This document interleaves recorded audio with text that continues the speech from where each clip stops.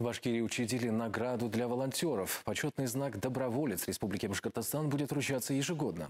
Об этом сообщил Ради Хабиров в социальных сетях. А тем временем в регионе действует 400 волонтерских отрядов. С героями нашего времени пообщалась Ирина Швец. Она уже несколько лет в добровольческой деятельности. Ангелина Барзыкина руководит волонтерским центром БГАУ. Во время первой волны коронавируса помогала в колл-центре. Говорит, некоторые разговоры с жителями республики не может забыть до сих пор. Я принимаю заявку, и мне человек говорит: я тяжело болен, я ковид-положительный. И он прям, когда со мной разговаривал, начал задыхаться. У меня серьезно сердце забилось, я очень сильно испугалась. У самой слезы, я скорее в скорую. Необходимо быть психологически готовым к любой ситуации. Именно поэтому тренинги и мастер-классы – важный этап подготовки добровольцев, рассказывает Ангелина. Волонтерский центр аграрного университета – это большая команда, почти 1500 человек. И сейчас, когда людям вновь требуется помощь добровольцев, они на передовой.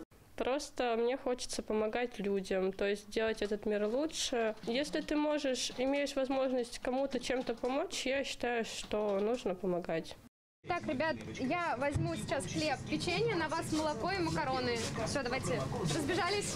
И помогают. Работают в колл-центрах, доставляют лекарственные наборы, закупают и привозят продукты. Для старшего поколения это особенно актуально, ведь в регионе сохраняется режим самоизоляции для категории 65+. Здравствуйте. Здравствуйте. Вот. Спасибо вам большое, дети.